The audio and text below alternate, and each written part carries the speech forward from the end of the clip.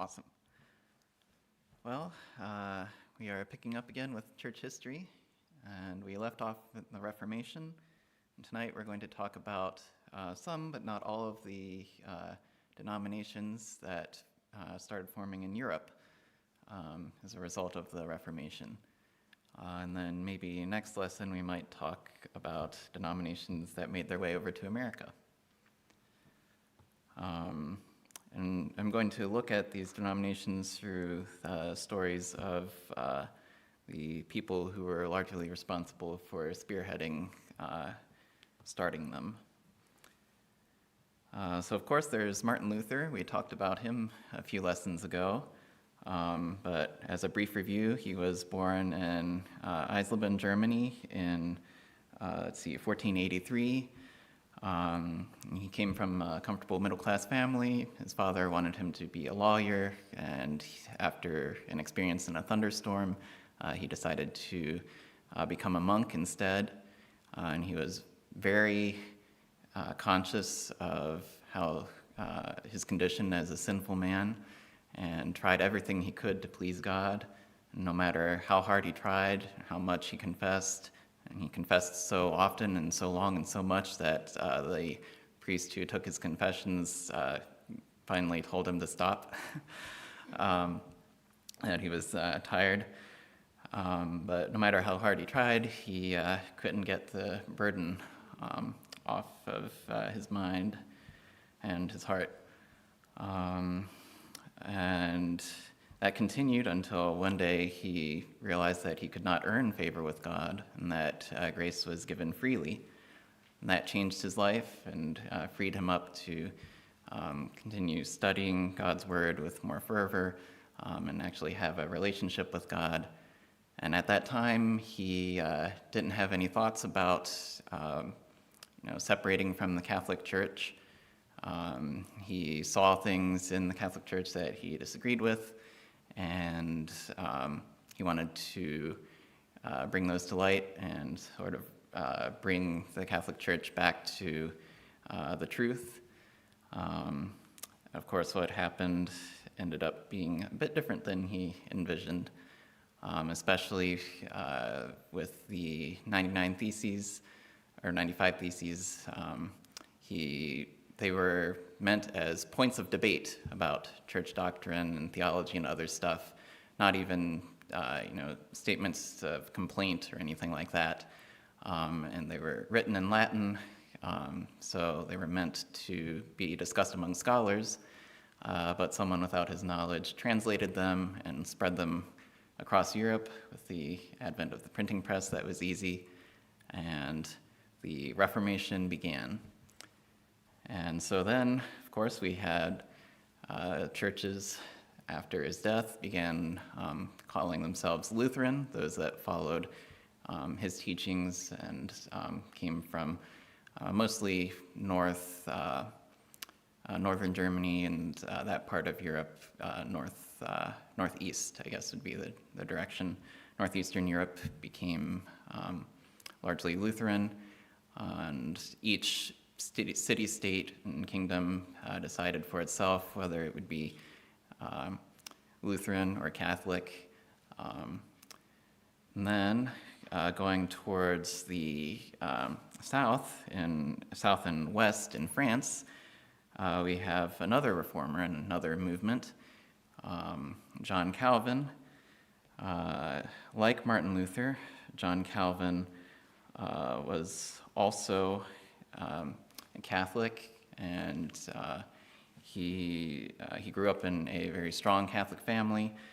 His family wanted him to become a priest, and so he went to college and studied to become a priest, and then decided to study law instead. And he was a humanist, so he studied languages and thinking. And during his studies, the writings of Luther began to slowly make their way into France. And there was a sudden growing of a Protestant movement in France. Calvin thought about these things slowly, mulled them over.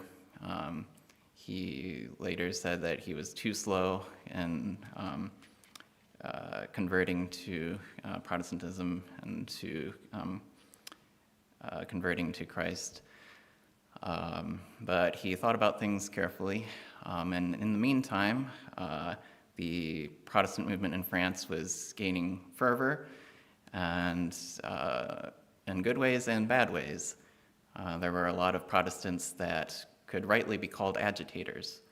And there was one particular moment that sparked a big repression of Protestants in France. A group of Protestants broke into the king's palace and made it all the way to his chambers while he was sleeping, and nailed a poster, an anti-Catholic poster outside his door, which, if you were him, you would take that as a very personal attack.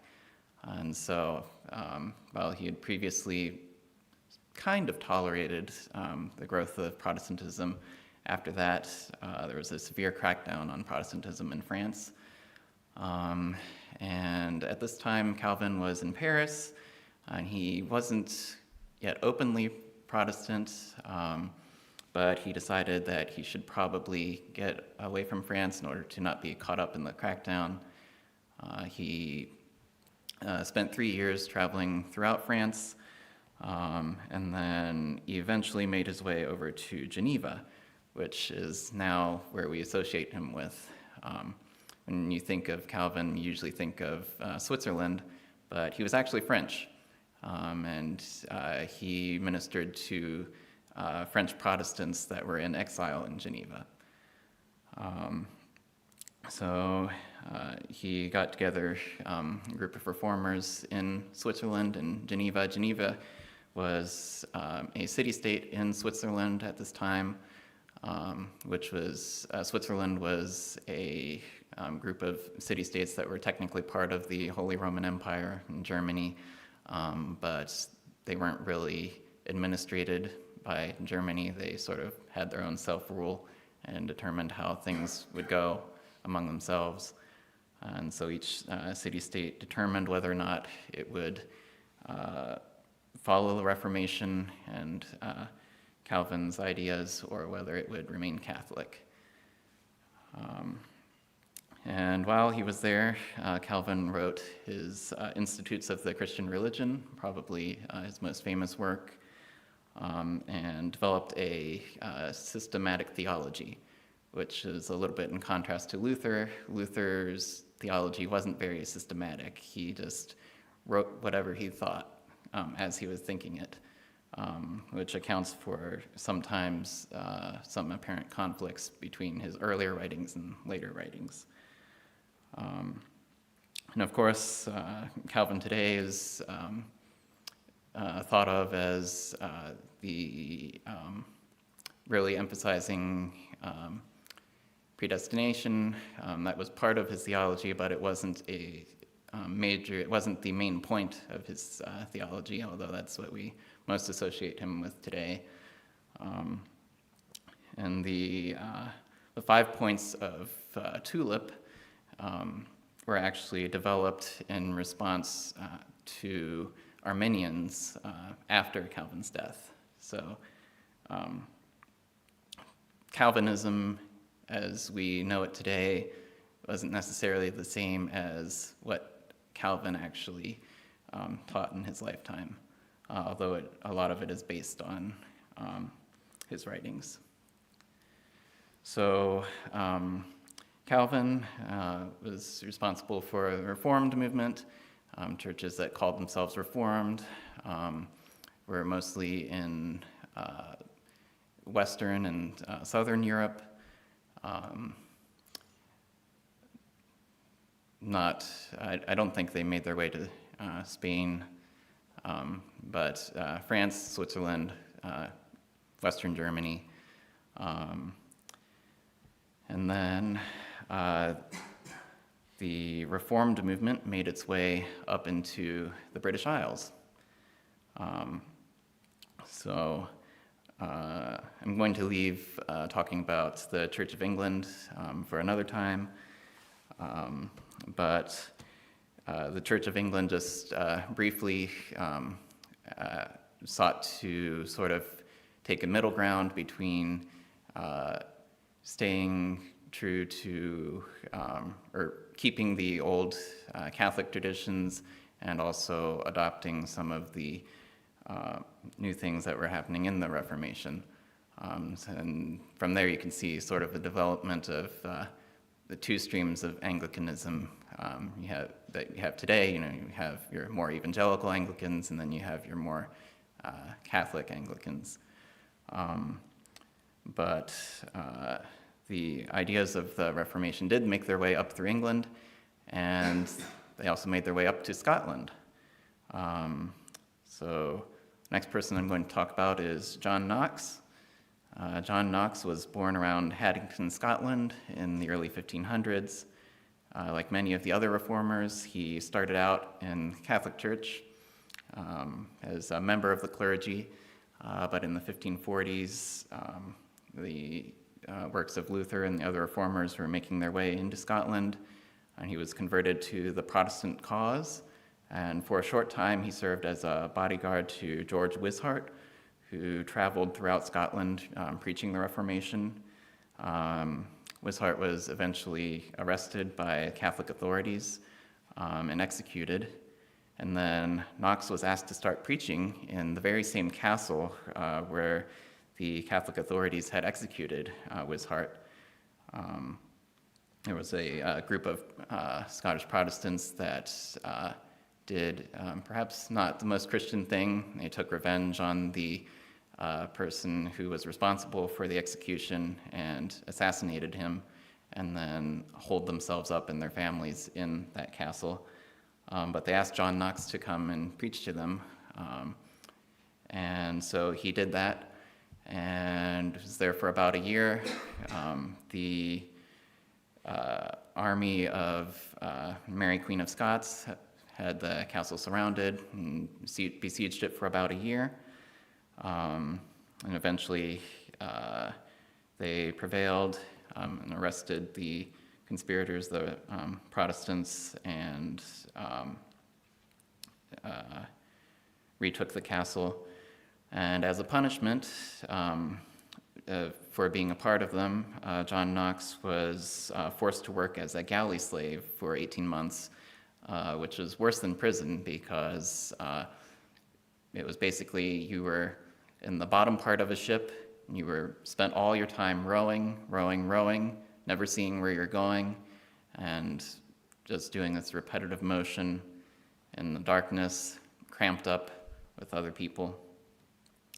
He was there for 18 months, eventually obtained his freedom, and made his way into England, where he was welcomed by the church authorities there and played some part in developing some of the more reformed parts of the Church of England, and also played a part in writing the 39 Articles and the Book of Common Prayer. And during that time, the king was Edward. He was a boy king. Unfortunately, he died at age 15, and another Mary, another Queen Mary, ascended to his place, was very staunchly Catholic, and persecuted any hint of the Reformation in England. We know her today as Bloody Mary. So Knox was forced to flee England, and after that he went to Germany, preached in Germany for a little bit, and then was invited to Geneva by John Calvin to preach to a congregation of English exiles there.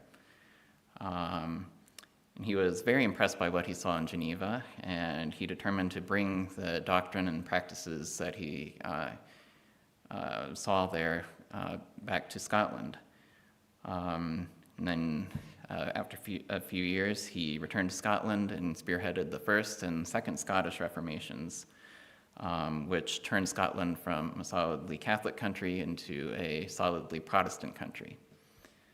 The system of church governance that Knox introduced involved the election of overseers who are roughly corresponded to the geographical areas that had been dioceses overseen by bishops previously. But these men were elected, they weren't appointed, and they were accountable to the churches underneath them.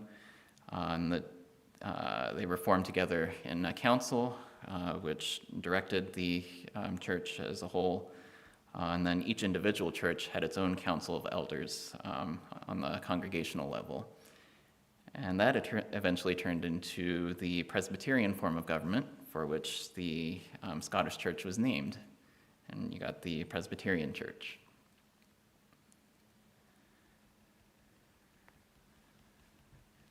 Now moving back to the continent, I briefly mentioned Arminianism.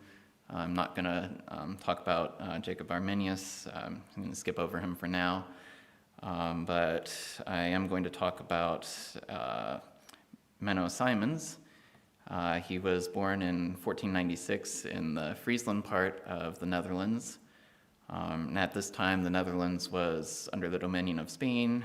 And during the Reformation, there was a mix of religious opinions and different groups occupying the country. You had Reformed, you had Arminian, you had Catholic, you had Anabaptist, and at this time, Anabaptist didn't really have much of a meaning. It was a blanket term used to describe a whole array of different groups, many of which were likened to terrorists, rightly or wrongly. So there was a big mix in the Netherlands. Menno grew up in a monastery, having been given to the Catholic Church by his parents, and he entered the priesthood in 1524.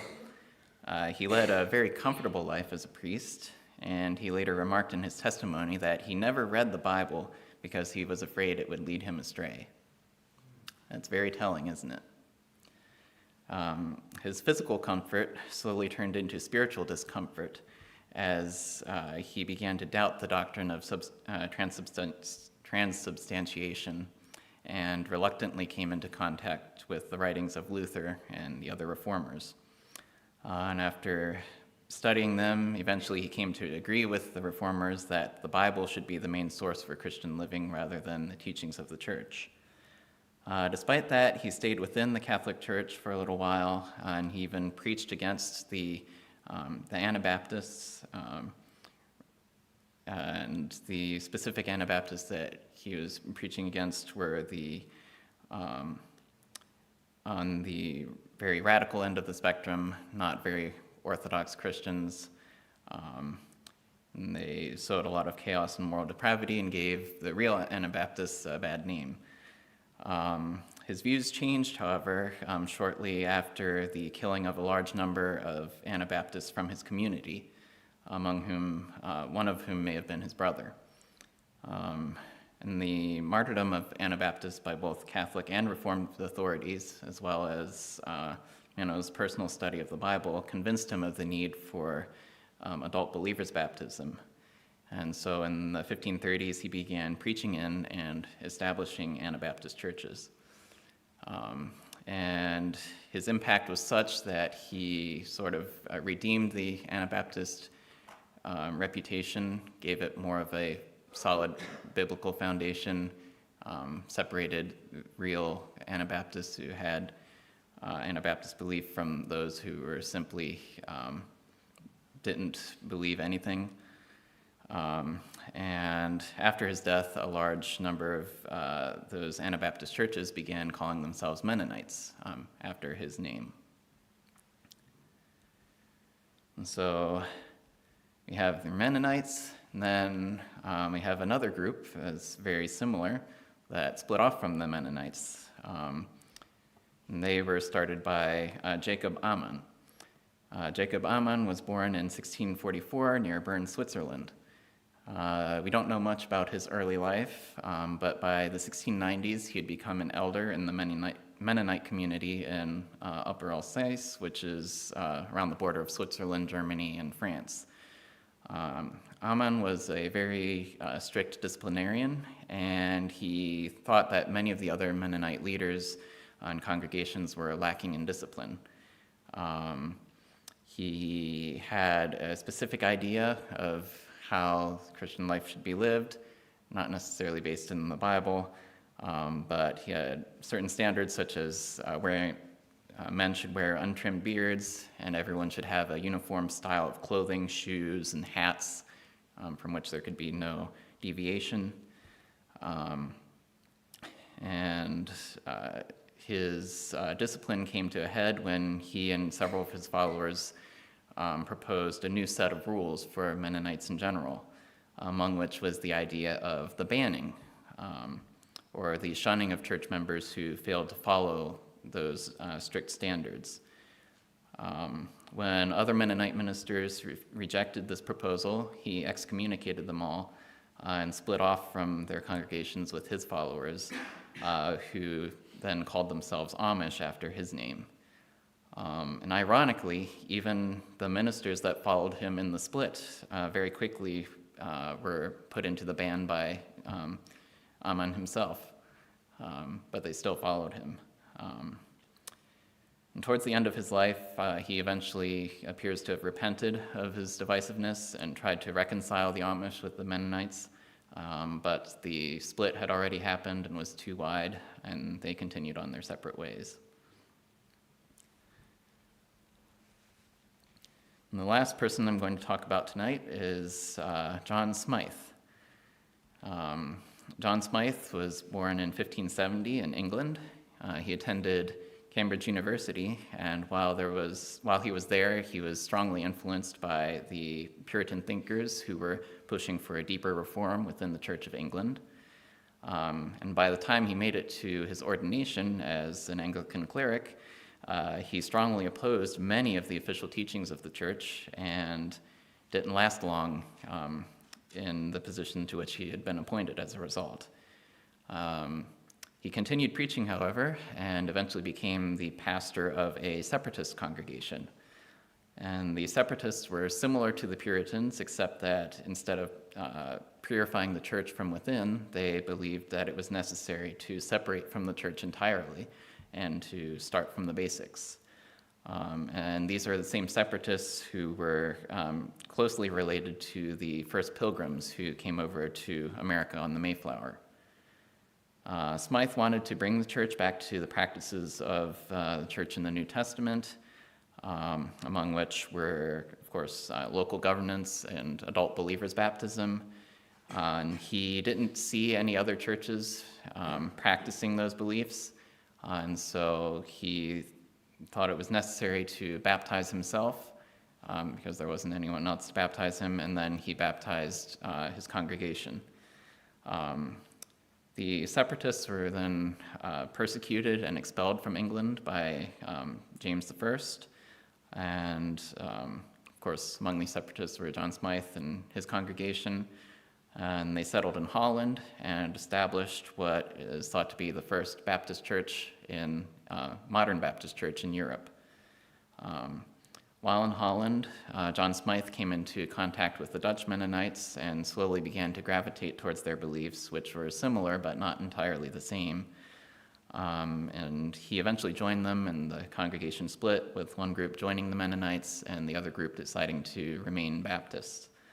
And then those remaining Baptists eventually returned to England, willingly facing the persecution that they knew they would face there, and did so under the leadership of Thomas Helwys, a well-to-do merchant who had contributed funds for both the move to Holland and then the move back to England. And they established the first English Baptist church in the General Baptists in England. So that's a brief overview of some of the major Protestant denominations as they started after the Reformation. We didn't cover them all, but we will go into more detail with some of the others in the future. Any thoughts or questions?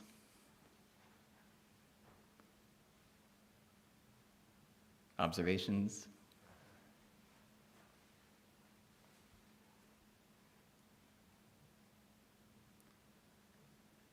All right.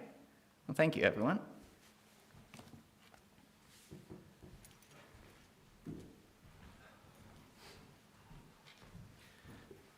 Thank you, Joshua. Oh, all right. Should have been on a Charlton Heston movie. Uh, Anyways, well, good evening, everyone. At this time, we're going to be looking at praises. And I would like to say, first of all, it was a praise of going to and from Missouri for Ben's graduation. The graduation went well, the weather was beautiful, and Ben, Michelle, and I made a trip, Dad and Mom made a trip, and Tim and Teresa made a trip, and we were